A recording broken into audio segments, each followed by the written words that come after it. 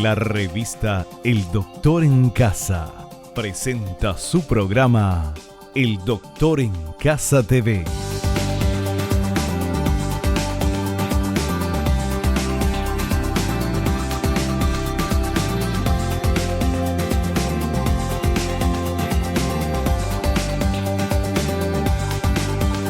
Con la conducción de Vivi Landó.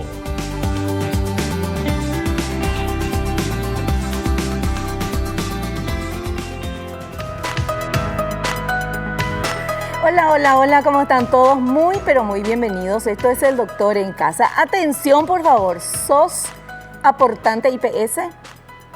Entonces, tenés que ver este programa. Hoy vamos a hablar de IPS, fortaleciendo la descentralización para la mejor atención a sus asegurados. Y si no sos aportante IPS, exigirle a tu jefe que te pongan IPS. Bueno, vamos a hablar con el abogado Andrés Jubetich, presidente del Consejo de Administración de IPS, y con el profesor Dr. Vicente Battaglia, consejero por el Ministerio de Salud del Consejo de Administración de IPS. Y vemos la placa, por favor, porque hoy queremos contarte que uno de los desafíos asumidos por el Instituto de Previsión Social fue el de descentralizar los servicios del Hospital Central hacia las cabeceras departamentales para contar con centros de referencia en el interior del país. La actual administración impulsó y continúa trabajando en el cumplimiento de ese beneficio para sus asegurados, que también fue de gran importancia durante la emergencia sanitaria por la pandemia. Se refaccionaron e inauguraron hospitales regionales y unidades sanitarias con importantes infraestructura edilicia, equipamiento médico de punta y capacitación constante del personal de blanco. Se implementó servicios para mejorar la atención. Entre ellos se puede mencionar la adquisición de equipos de última generación para el servicio de telemedicina. Todo esto a fin de que los asegurados no precisen movilizarse grandes distancias para contar con la atención que necesitan. Bueno, de verdad, genial esto, y de esto vamos a hablar en el programa ahora, nada más en instantes, con nuestros invitados. Al inicio del programa agradecemos y le agradecemos a Dios por el don de la vida, por el amor, la salud, la familia, los amigos, el trabajo, los compañeros de trabajo. Es de bien nacido ser agradecidos. Comenzamos de esta manera, El Doctor en Casa.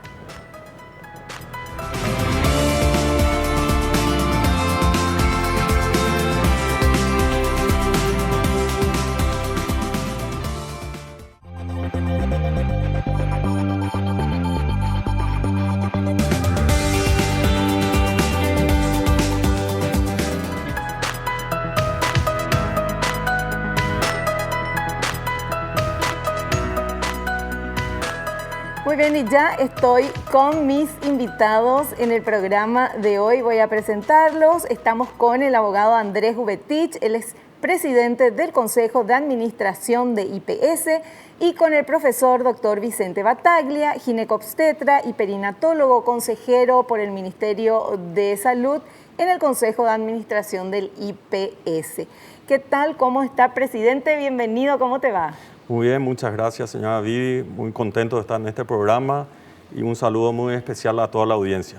Bueno, un gusto tenerte aquí y vamos a hablar de muchísimas cosas, obviamente con todo lo referente a IPS. Es un honor, es un gusto tenerte aquí para nuestro programa, muy felices de recibirte. Lo mismo digo, profesor Dr. Vicente Battaglia, amigo de la casa, ¿qué tal? ¿Cómo estás? Bienvenido. Bien, Vivi, muchas gracias. Contento de estar aquí como siempre. Un saludo para los televidentes también. Bueno, tenemos tanto que hablar de IPS. Si te preguntaran, presidente, ¿qué es lo mejor de IPS que vos me podés contar hoy? Su gente. Su gente, realmente estoy sorprendido de la calidad de la gente que hay. Desde el Consejo de Administración, de la gerencia, de los directores, de los jefes de áreas, ni qué decir de los médicos, de los enfermeros, de las enfermeras, de los licenciados, también de la parte jubilatoria. Realmente me siento muy a gusto de trabajar con un grupo humano que siente al IPS, que ama al IPS, que se siente plenamente identificado al IPS, con una vocación de servicio extraordinaria, y más todavía en un periodo de tiempo como el que estamos viviendo, ¿verdad? Donde Arrancamos el año con un problema grande del dengue, donde tenemos que crear mucha conciencia, no solamente en nuestros asegurados, en nuestros jubilados, en nuestros funcionarios, sino en toda la sociedad, de la importancia de mantener limpias nuestras casas, nuestras oficinas, nuestras ciudades, para combatir lo que es el dengue. Y ahora se nos vino el COVID, que ahí demostró el Instituto de Previsión Social, la gente que está trabajando el día a día, colaborando y poniendo un esfuerzo extraordinario en beneficio de nuestros asegurados, en beneficio de nuestros jubilados y de toda la sociedad. Porque hoy no solamente el IPS presta servicios a nuestros asegurados, sino que por la ley de emergencia nos regimos a nuestro ente regulador, que es el Ministerio de Salud, y también estamos colaborando con la sociedad, con aquellos ciudadanos que no son aportantes e igual le damos un servicio y una atención. Es lindo escuchar eso, porque nosotros vamos a hablar del fortalecimiento, de la descentralización, vamos a hablar de todas las mejoras y de todo, pero cuando uno pregunta qué es lo mejor que tiene IPS y el presidente dice su gente, eso de verdad me encantó la respuesta y el sentir sobre todo, porque qué importante es que la gente que está trabajando en IPS, los que forman parte de IPS y también obviamente los asegurados, vean eso desde esa óptica, ¿verdad? Es la gente la que hace que eso funcione. Así mismo. Doctor. Sí, plenamente. Creo que en alguna otra oportunidad ya conversamos que el hecho de llegar al Consejo de Administración en un cargo mucho más administrativo, a nivel gerencial, me hizo salir del ámbito médico en el que desarrollé mis casi 30 años en IPS y me encontré con otros IPS también poco conocidos por nosotros en el día a día de nuestra tarea médica, enfrascados en eso, pero sí realmente hay gente muy valiosa, así como yo estoy seguro que en el área médica tenemos lo mejor de lo mejor que hay en nuestro país también para prestar atención médica en sí. Me encontré que en las otras áreas también había un IPS con una alta calidad de personas y de ¿cómo te diría?, funcionarios muy entregados a su tarea, que le quieren mucho a la institución. Bueno, y nosotros vamos a hablar de todo un poco sobre el tema IPS, queremos conocer un poquito más y tenemos un material que vamos a compartir con ustedes que habla de esto, de los nuevos hospitales, de las unidades sanitarias y el servicio del IPS.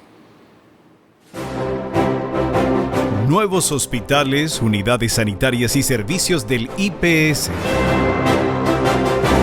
Hospital de Especialidades Quirúrgicas IPS Ingavi, edificado para convertirse en un hospital quirúrgico para los asegurados, pero ante la pandemia de COVID-19 se convirtió en la unidad exclusiva de atención a pacientes sospechosos y positivos de este virus. Están operativas 12 camas de urgencia a adultos, 6 de reanimación, 28 en urgencias pediátricas, 90 en área de internación, 18 en unidades de terapia intensiva a adultos, 6 en cuidados intensivos pediátricos y 2 quirófanos. Unidad sanitaria del IPS en San Estanislao. Dispone de un quirófano y una sala de partos, sala de rayos X. Las especialidades de clínica médica, pediatría, ginecología, traumatología y cirugías, con capacidad total de 26 camas para internación. Procedimientos e internados de urgencias. Hospital Regional del IPS en Pedro Juan Caballero. Cuenta con sala de rayos X, 2 quirófanos, 25 camas de internación y 10 camas de urgencias. En el Hospital Central del IPS se realizó la reapertura del laboratorio de la unidad de terapia intensiva con mejoras edilicias y tecnológicas. Se habilitó el nuevo centro ambulatorio del servicio de hematología y oncología, con 6 consultorios individuales para atención. En el servicio de oncología, 10 consultorios para adultos y 1 pediátrico. Se habilitó el servicio de teleconsultas con equipamiento de alta tecnología para especialidades como neurología, cardiología y reumatología. En el predio del mismo hospital está próximo a habilitarse el Centro de Especialidades de Salud Integral, donde funcionarán el Centro de Medicina Física y Rehabilitación y el Centro de Salud Mental. Se habilitó el servicio de Autofarma, una nueva modalidad para que los asegurados puedan acceder al retiro de medicamentos desde el automóvil.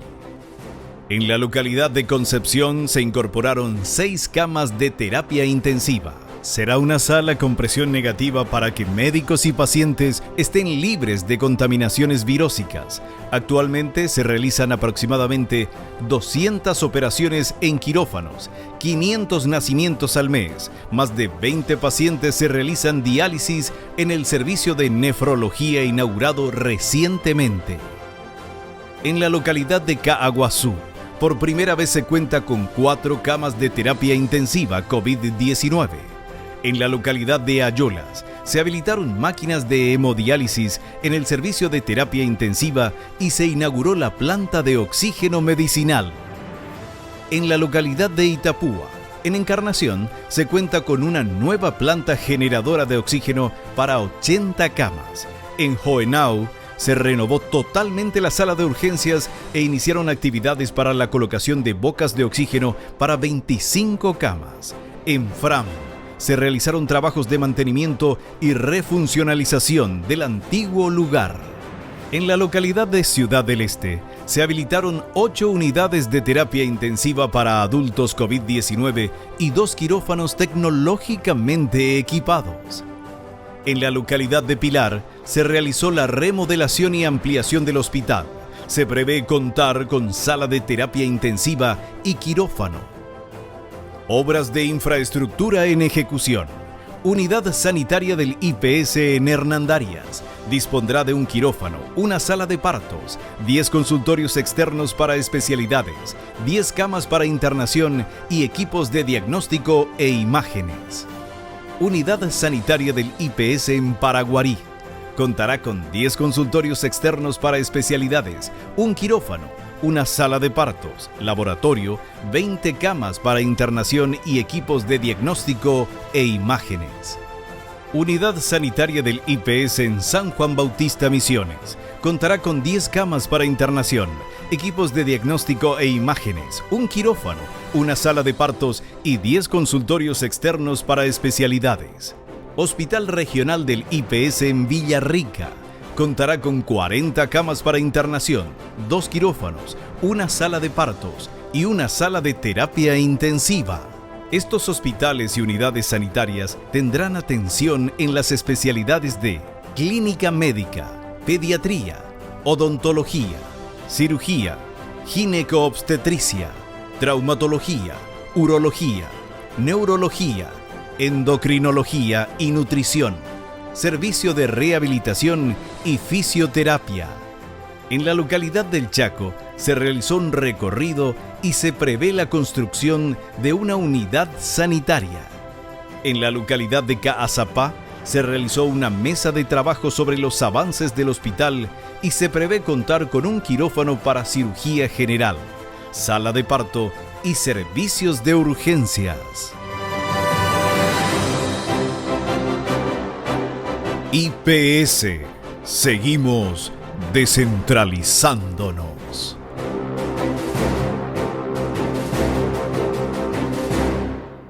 ¡Wow! Increíble todo eso que vimos, todas las construcciones. Bueno, el título del programa de hoy, de lo que estamos hablando, es justamente de esta descentralización. Y para descentralizarse tienen que tener todo esto que estamos viendo. Ahora, la consulta es la siguiente, muchísimo, y vamos a ir hablando en el programa, desmenuzando de a poquito, pero ¿en cuánto tiempo, cuándo se comenzó a construir todo esto? Bueno, realmente la mayoría empezaron en el año 2018, pero hace un año atrás le dimos un empuje mucho más importante gracias al Consejo de Administración, que entendió y apoyó y sigue apoyando que hay que darle una fuerza extraordinaria a la descentralización de la atención. Por eso que el Consejo, conjuntamente con la Presidencia y toda la gerencia, recorremos el interior del país y no solamente nos quedamos a esperar los informes, nos vamos en cada una de las localidades, en cada una de las cabeceras departamentales, escuchamos a la gente, vemos las necesidades, vemos los avances que se están teniendo en las obras, en la parte edilicia, acompañamos con la parte del equipamiento que requiere un hospital, que muchas veces es difícil poder terminar los procesos licitatorios. Sí. Por eso, por ejemplo, Paraguarí está listo para ser inaugurado, pero nos falta el equipamiento. Lo mismo nos sucede en San Juan Bautista, Hernandarias. Son 3 localidades que son hospitales nuevos, pero no tenemos todavía todo el equipamiento adecuado para poder atender a nuestros asegurados. Claro, y hay que pasar todo eso del tema del licitatorio, que es tan, pero tan importante, de manera que haya transparencia en las licitaciones, en las adjudicaciones, y que el asegurado y la gente sepa que el dinero se está invirtiendo en él. ¿Verdad? Que creo que eso es lo más importante aquí. En todo esto que estuvieron viajando, porque eso también es de resaltar, que viajan, o sea, no es que reciben nomás los informes, sino que se van in situ a ver cómo está. ¿Qué fue lo que más le llamó la atención o qué localidad fueron mejor recibidos o con mayor cantidad de pedidos? No sé, que me comenten un poquito de estos viajes que hicieron. Y bueno, Vivi, la realidad es que en todos los lugares es más o menos igual. La gente está siempre ansiosa de ser escuchada, quiere contar su verdad, quiere sentir que la autoridad le escucha directamente, que no hay eventualmente un teléfono cortado entre lo que ellos generan y lo que llega eventualmente. Eso por sobre todo. Pero sí, para nosotros son sorpresas muy gratas encontrarnos con infraestructuras realmente importantes en el interior del país, porque si nosotros hacemos un análisis de IPS en general y estamos hablando de descentralización, nosotros tenemos hoy en el Hospital Central de Asunción casi 1.400 camas. Ese es casi el total de camas que hay en todo el interior.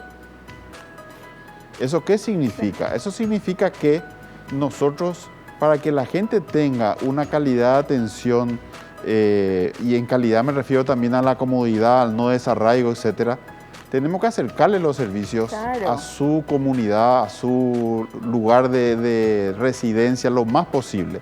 Por supuesto que es imposible tener un hospital de altísima complejidad en todos los lugares, pero por lo menos servicios básicos y de mediana complejidad tienen que estar asequibles mucho más cerca que, por ejemplo, hacer 300 o 400 kilómetros para llegar hasta el Hospital Central de Asunción. Sí.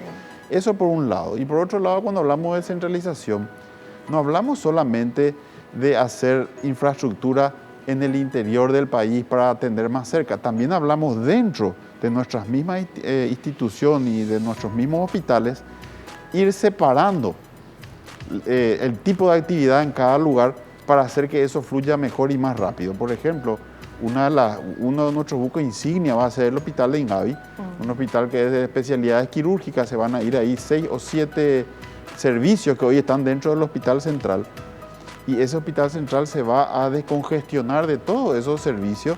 O sea, también estamos descentralizando no solamente de localidad en localidad, sino de hospital en hospital, para ir haciendo hospitales un poco más compactos y que sean mucho mejor gerenciables, porque gerenciar un hospital de 1.300 camas, no me imagino, por supuesto, implica un desafío de todos los días. Sí. Esa es la idea, y a esa idea la acompañamos con mucha tecnología, con mucha capacitación a nuestros profesionales, y hemos adjudicado dentro de este año una licitación de telemedicina, que son como unos robots, que en una de las imágenes estaban, que va a permitir instalar en cada cabecera departamental uno de estos equipos con los profesionales que tienen arraigo, que están trabajando, ya sea en Pedro Juan, ya sea en Concepción, en Pilar, en Encarnación, Ciudad del Este, Bahía Negra, Chaco Paraguayo, Puerto Casado, Puerto Rosario. En todo y cada una de esas localidades ya se cuenta hoy con el equipo de telemedicina, y que va a tener su puesto de control de comando en el Hospital Central del IPS, acá sobre la avenida Sacramento, donde los especialistas van a poder atender a los pacientes que estén en Pedro Juan, en Ciudad del Este, en Ayolas, donde estén. Entonces, con el acompañamiento de un médico de esa ciudad, con el especialista acá en la capital. Y ahí no solamente quiero resaltar la importancia del equipamiento de telemedicina, sino también la importancia del ahorro que le genera a ese paciente, tanto económicamente como emocionalmente, porque el desgaste de trasladarse, tanto en el costo financiero como en el costo anímico, va a permitir que ese ahorro quede en beneficio de él y va a ser atendido con la misma calidad y calidez que estamos propagando y inculcando, digamos, insistiendo con nuestros funcionarios. Porque eso es lo que se merece nuestra gente. Es un proceso en el que ahora estamos inmersos, que está iniciándose y que es pionero, como digo, en nuestro país. Y estoy seguro que hacia ahí es donde va a ir un poquitito encaminándose en el futuro la medicina para dar respuestas más rápidas y más sencillas a menor costo, que en países como el nuestro siempre es muy importante de tener en cuenta el tema de los costos. Por supuesto. Bueno, vamos a seguir hablando a la vuelta del corte sobre todo el tema que mencionaba del COVID, la pandemia. ¿Qué pasó? ¿Cómo se siguió moviendo IPS en este año pandémico? A la vuelta del corte seguimos charlando sobre el tema.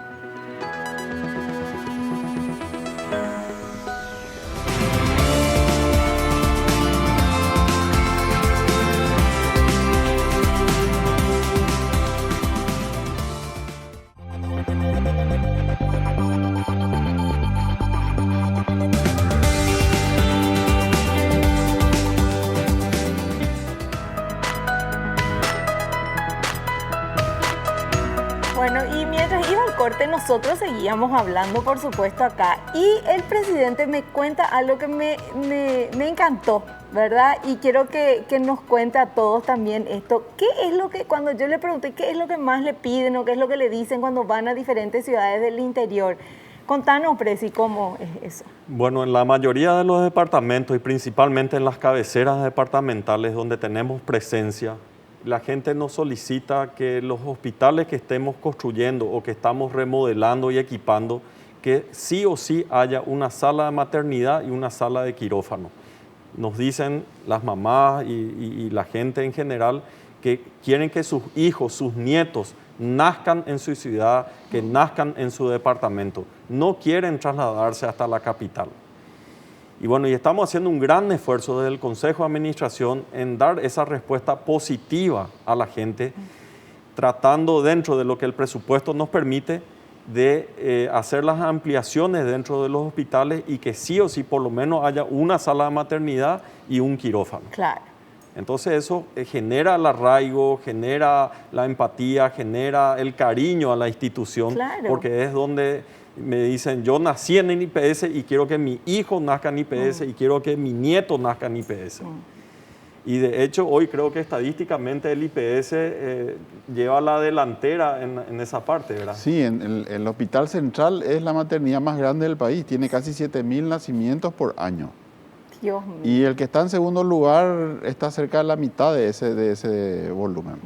Pero qué lindo. Dije, yo quería contarle a la audiencia porque esa es la parte humana, ¿verdad?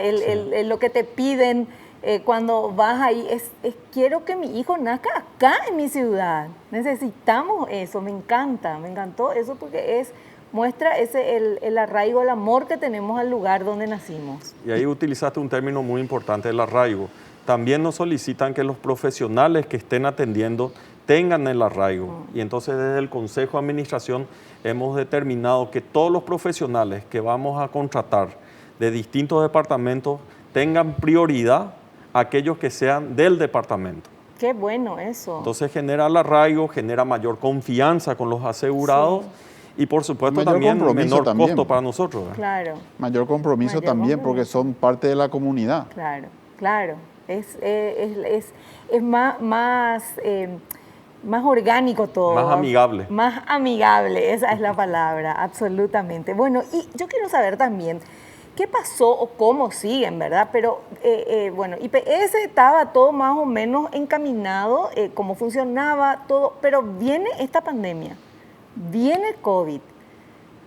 Cuéntenme cómo se organizaron y cómo siguieron atendiendo, porque una cosa es la COVID-19 y otra cosa es la cantidad de miles de trastornos, de enfermedades, de operaciones y de todo que la gente siguió teniendo. ¿Cómo manejaron eso y cómo siguen manejando, mejor dicho? Y ahí es donde, Vivi, yo me sentí muy orgulloso de pertenecer al plantel médico, en este caso, de la institución, porque muy rápidamente todos nuestros directores y gerentes se sentaron a hacer un diagrama rápidamente de cómo íbamos a funcionar. Encontraron que necesitábamos separar los servicios de los potencialmente COVID positivos de los servicios no COVID. Sí. Así fue que fuimos pioneros en la separación entre polivalentes y respiratorios.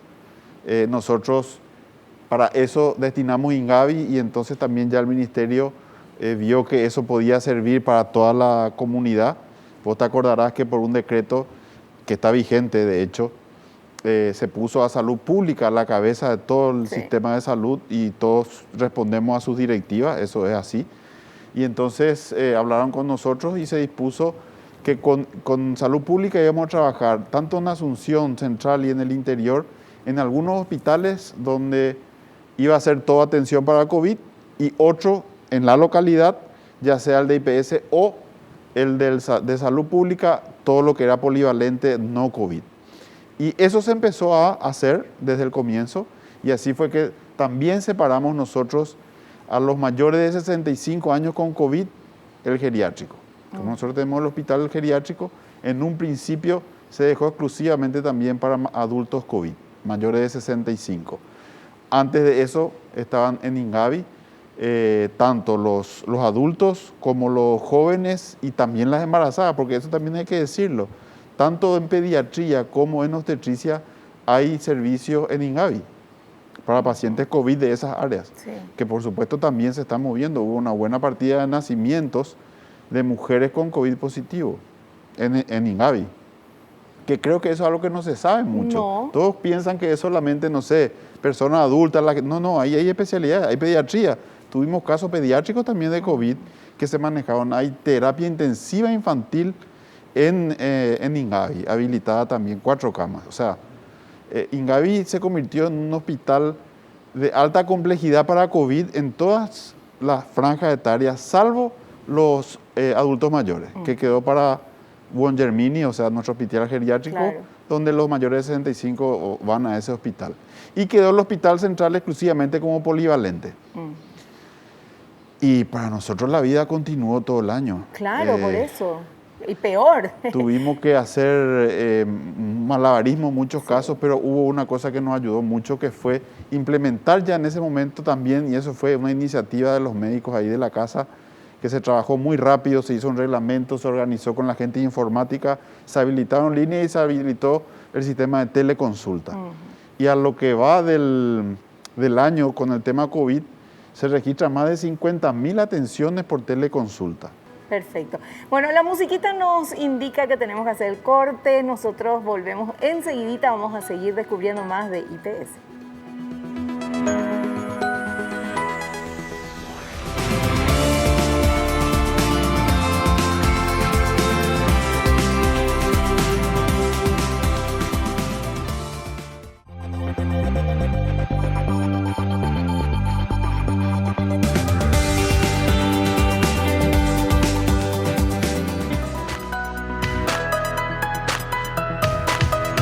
Bueno, yo sigo acá. Tengo una cantidad de números y me van a explicar mis invitados.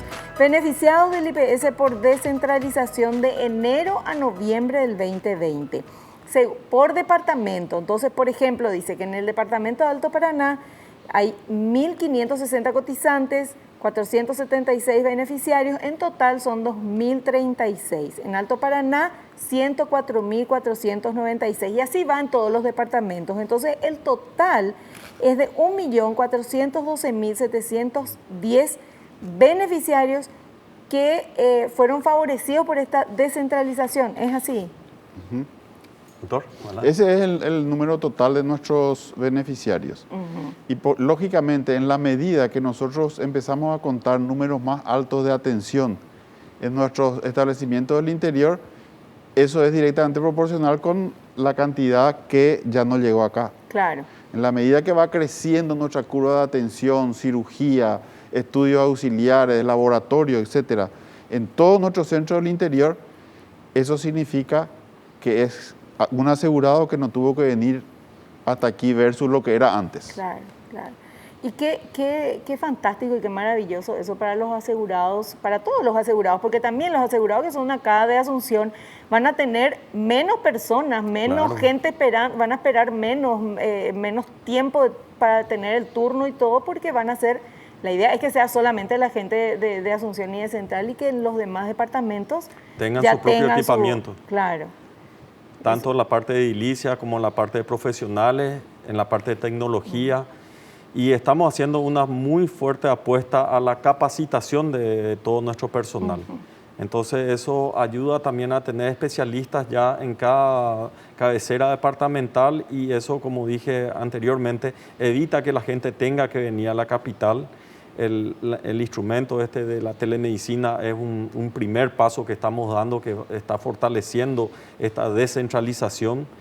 Y yo creo que de a poco la gente se va enterando, va tomando conocimiento y va apostando cada vez más a la formalización. Exacto. Que es un tema que no tocamos, Vivi, y Sí. si me permitís quisiera poder comentar.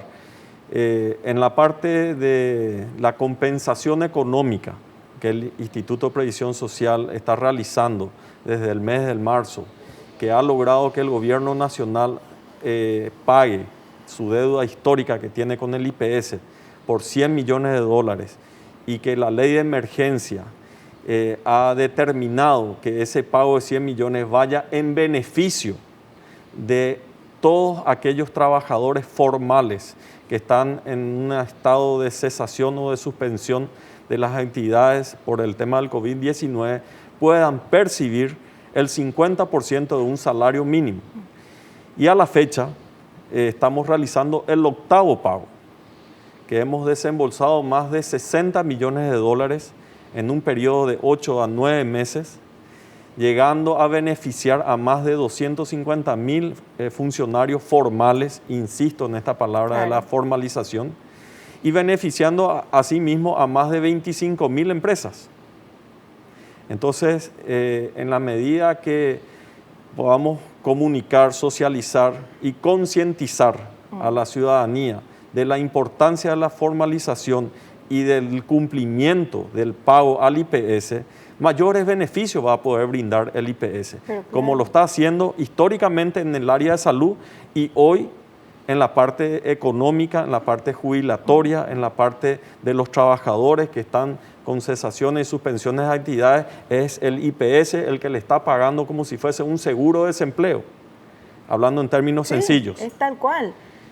Entonces, imagínate toda aquella gente que el Ministerio de Hacienda a través de otros programas como Putudó tuvo que salir a ayudar a la gente que no estaba formalizada y que si hubiesen estado formalizados hubiesen recibido el doble del beneficio. Porque esa gente recibe 500.000, 600.000 guaraníes. Nosotros estamos pagando 1.100.000. Sí. Pero aún en este año fue un año de demostración de fuego de lo valioso que es tener IPS.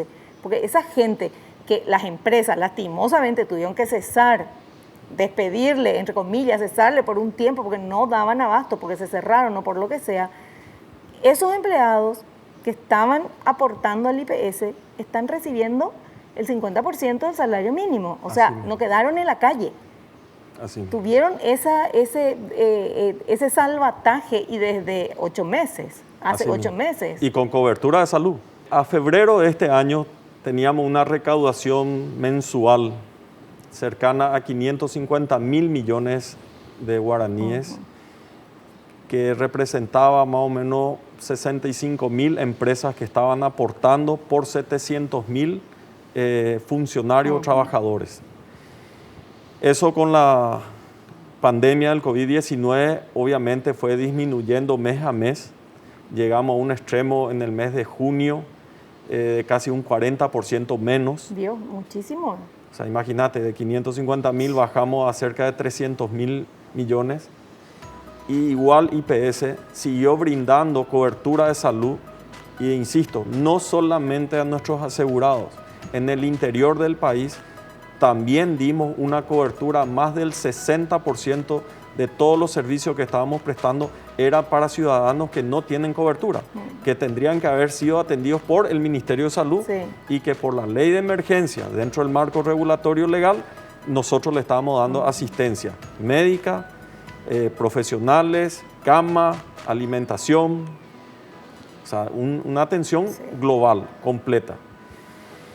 Esto se fue reactivando en la medida que las medidas sanitarias fueron levantándose y obviamente cuando también parcialmente la frontera se reactivó, principalmente con Brasil.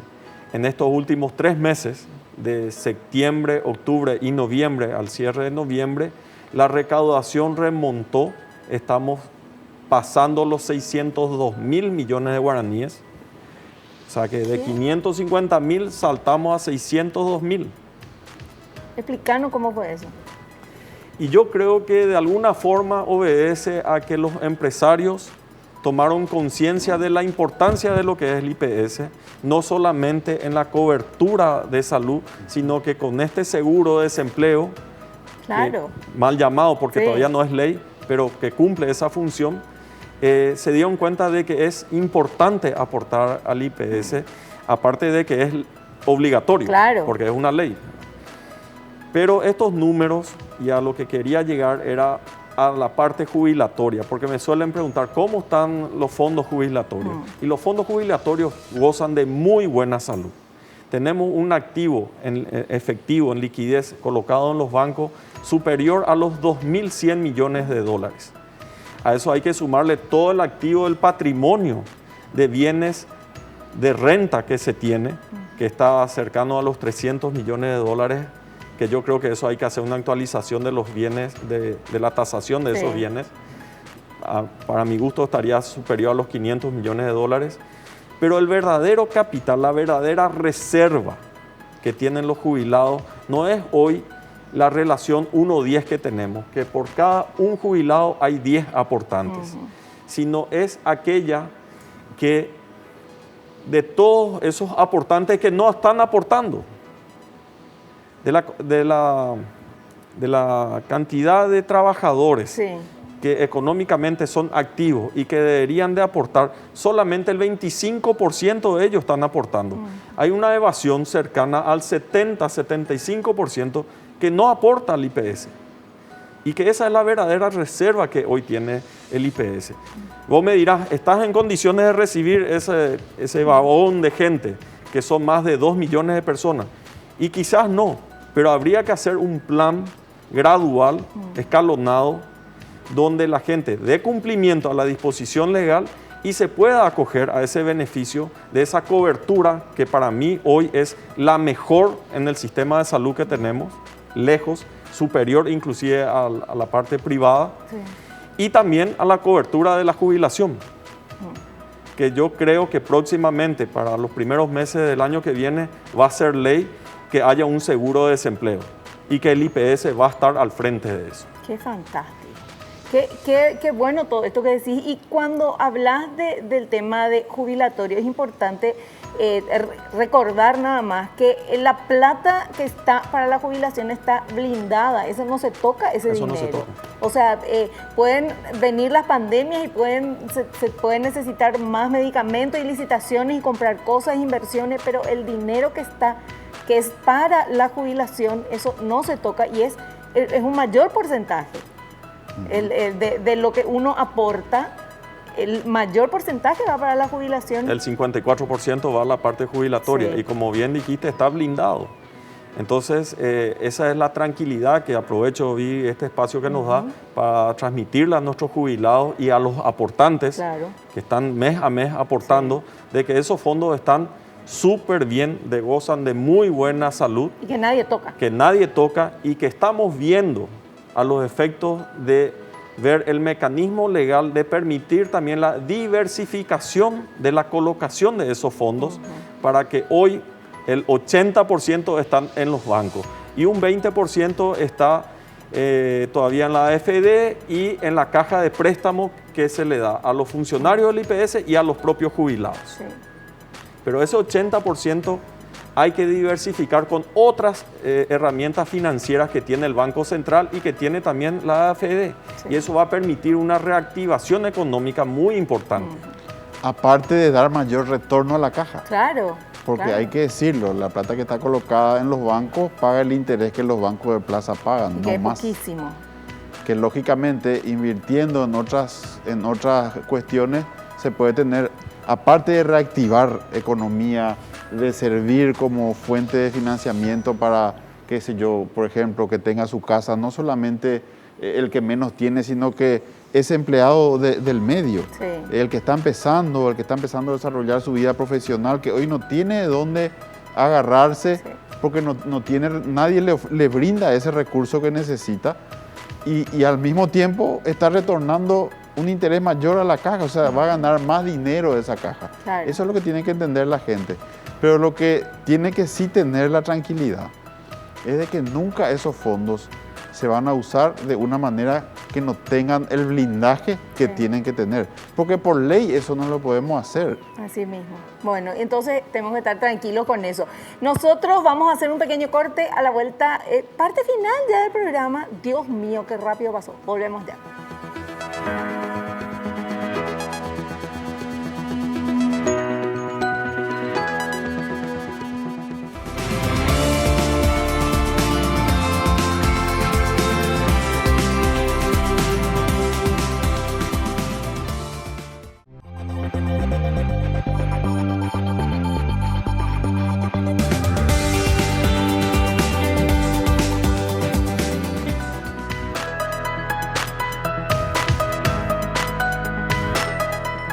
Bueno, nos quedan 5 minutos, no podemos tener un programa de 2 horas por lo menos hoy porque tenemos que hablar de IPS, hay muchas cosas más para hablar.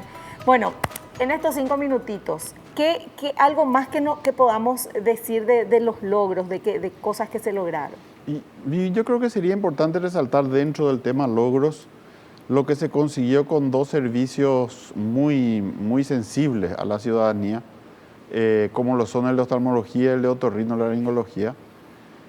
Con la inauguración del nuevo edificio de consultas externas, que es el Centro de Atención Ambulatoria que le decimos nosotros, donde fueron ya a tener casa propia para toda la parte ambulatoria de los servicios. Y eso nos permitió, en algunos casos, específicamente, puntualmente, se destaca mucho lo de oftalmología porque, lógicamente, todos saben, se depende de equipos que son muy especializados y muy caros. Para eso hay que disponer de espacio, hay que disponer de condiciones especiales, sí. específicas, etc. Y eso se tiene en ese lugar y entonces se pudo equipar el centro oftalmológico del IPS que funciona hoy dentro del Centro de Atención Ambulatoria, que es probablemente uno de los mejores que se puede encontrar en cualquier lugar de Sudamérica. O sea, no falta absolutamente nada que uno necesitaría para dar una atención de clase A su ojo en este país. Qué fantástico. ¿Y qué otra cosa o qué desafíos, qué más nos podés decir, presidente? Muy bien, podremos hablar de que hemos logrado que a través de esta pandemia bancarizar al 100% de todos nuestros jubilados. Antes vos se veían en los noticieros que se formaban largas filas sí. de personas mayores, de jubilados, para ir a cobrar su haber jubilatorio. Hoy eso se acabó. Tenemos el 100% de nuestros jubilados tienen una caja de ahorro con una tarjeta de débito. Entonces es absolutamente transparente, legal, seguro. Sí. Y lo mismo lo hicimos a través de los aportantes, de los trabajadores. Y te doy un ejemplo. El primer mes, cuando pagamos la gratificación de la compensación económica de estos 100 millones de dólares, el 70% de los aportantes estaban bancarizados. Al mes siguiente ya era 75%. Claro. Hoy, al 8º mes, estamos en un 92%. Eso hizo que los empresarios ya le bancaricen a la mayoría de sus trabajadores. Entonces le da también esa tranquilidad al trabajador y se tienen los datos precisos de la gente, entonces directamente se la acredita en una caja de ahorro. Qué maravilla. ¿Y qué desafíos tienen ahora en adelante?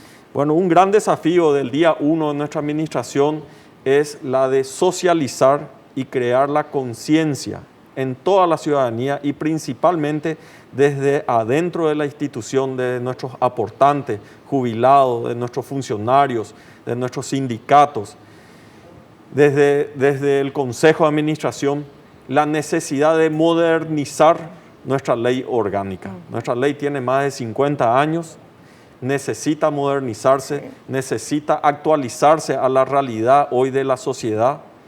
Necesitamos copiar a otros países que están mucho más avanzados que nosotros, tanto en el área de la cobertura de salud como en el área de la cobertura de jubilación. Y te doy un solo ejemplo. Hoy tenemos 68.000 empresarios que aportan al IPS en beneficio de sus trabajadores, pero ellos no son beneficiarios ni de la parte de salud, ni de la parte jubilatoria. Y me parece una gran injusticia. Cierto. Entonces son 68.000 personas que deberían de tener esa cobertura de salud, que reitero, para mí es la mejor que tenemos en el país. Pero por ley no se puede. Y por ley no se puede. Por eso que hay que modificar eso. En ese sentido, yo creo que hay que ser también muy claros que la modificación tiene que ser para modernizar, pero ampliamente, atacando cuáles son los problemas que el IPS hoy tiene para funcionar correctamente. Hacer un proyecto de maquillaje donde se cambia nomás el formato de la autoridad o lo que... Eso no va a resolver el problema de IPS. Nosotros tenemos que sentarnos, los que conocemos IPS, a trabajar con la gente que hace las leyes para tratar de sacar el mejor producto. Porque difícilmente proyectos que vienen con la mejor de las intenciones, porque hay varios con la mejor de las intenciones, pero como no están en el día a día y no conocen... Sin estar por dentro. Entonces, lógicamente, tienen una visión diferente de lo que creen que se necesita y en la realidad a lo mejor eso no alcanza para resolver el problema, o al contrario, puede crear todavía más inconvenientes. Bueno, ese es un tema que me interesa, pero sobremanera estamos terminando el programa, pero ese es un tema que quiero seguir hablando y instalar en la sociedad eso que realmente es importante, porque eso nos atañe a todos. Bueno, yo les quiero agradecer, me hacen señal, ya terminó el programa. Muchísimas gracias por estar acá, por su valiosísimo tiempo y por todo lo que nos estuvieron comentando. Como siempre, un gusto, Vi. Saludos a la audiencia. Un gusto, Vi. Un saludo muy especial a toda la audiencia. Muchísimas gracias. Nosotros nos encontramos en el próximo programa, si Dios así lo permite. No te olvides, naciste para ser feliz, no te conformes con menos. Chao, chao.